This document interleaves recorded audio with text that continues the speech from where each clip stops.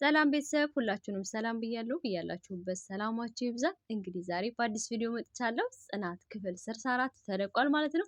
በክፍል 63 እንግዲህ ሁላችሁም እንዳያችሁት ጽናት ለኪሩቤል የእናቱን ህመም መደበቅ አለባት ወይስ የለባትም? ጽናት ትንገረው ወይስ ደግሞ ማን ይንገረው? ከአባቱ አፍ ይስማ ወይስ ደግሞ ከጽናት አፍ ይስማ የሚለው እጅግ በጣም አወዛጋቢ ነበር። ነገር ግን ኪሩቤል ብትነግረው ጽናት በጣም ደስ ይላል። ለምን ሁልጊዜም ቢሆን ጽናት እንደደበቀችው እንዳያስብ ከጽናት አፍ ቢሰማ እጅግ በጣም ደስ የሚል ነው የሚሆን ብዬ አስባለሁኝ። ዛሬ ደግሞ ክፍል 64 ተለቋል። ዛሬ በክፍል 64 እንግዲህ የኪሩቤል አባት መጥተዋል ማለት ነው። የኪሩቤል አባት ሲመጡ ጽናትና ኪሩቤል በአንድ ላይ ተቀምጠው ባሉበት ሰዓት ድንገት እንግዲህ ደርሰውባቸው ዱብዳ ነው የወረደባቸው ማለት ነው። ሁለቱም ተደናግጠው ነበረ። ኪሩቤልም ጽናትም ተደናግጠው የሚይዙት የሚጨብጡት አተው ነበረ። ያም ማለት ምንድነው እንግዲህ የኪራ አባት አመጣጣቸው ለኪሩቤል ስለ እናቱ ሊነግሩት እንደነበረ ያሳያል ማለት ነው።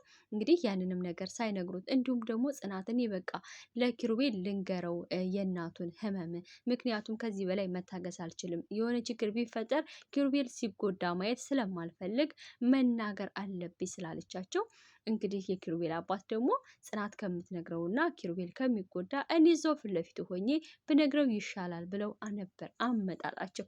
ነገር ግን እነሱ ሲመጡ ኪሩቤልና ጽናት በአንድ ላይ ተቀምጠው ነበረ ያዩቸው ማለት ነው። ያንን ማመን አልቻሉም። እየተወዛገቡ ባለበት ሰዓት እንግዲህ በተደጋጋሚ ጊዜ እያዩቸው ስለነበረ እንዲሁም ደግሞ ኪሩቤል ክፍል ሲገቡ ኪሩቤልን ስላጡ ተጠራጥረው ነበረ።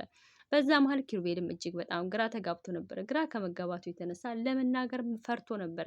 የፈራበት ምክንያት ደግሞ አባቴ ጽናትን ባይቀበላትስ አይሆንም ቢለኝስ የሚለው ስላስጨነቀው ማለት ነው። በስተመጨረሻ ግን እንግዲህ የኪሩቤል አባት ጽናት የኪሩቤል ፍቅረኛ እንደሆነች አውቀዋል ማለት ነው። ይህንንም ደግሞ የነገራቸው ኪሩቤል ናሆሜና ምሩ ሆነው አንድ ላይ ሆነው የምወዳትና የማፈቅራት እስከዚህ በፊት ደግሞ ሁልጊዜም ደግሞ አንተ አለምክን ማየት እንፈልጋለን ስትሉኝ ስትጓጉ ስለነበረ ዛሬ ያቀን ለኔ አዲስ ነውና ተዋውቃት ጽናት ፍቅረኛዬ ነች ሲላቸው እንግዲህ የኪሩቤል አባት ማመን አልቻሉም። ምክንያቱም ከዚህ በፊት እንግዲህ ጽናትን ለሀሴት እንድትድረው ኪሩቤልና ሀሴት እንዲግባቡ አድርግልኝ ስላሏት ጽናትም ደግሞ በቻለችው መጠን ያንን ለማድረግ ሞክራለች። ያን ያደረገችው ደግሞ እንግዲህ በቤተሰብ ደረጃ ቤተሰቦቹ የሚፈልጉትን ይዳሩት ከማለት አንጻር ነው። እሷ ደግሞ እኔ የቤት ሰራተኛ ነኝ ለኪሩቤል አልመጥነውም የሚለውን ሀሳብ በአይምሮ ውስጥ ስላስገባች ማለት ነው።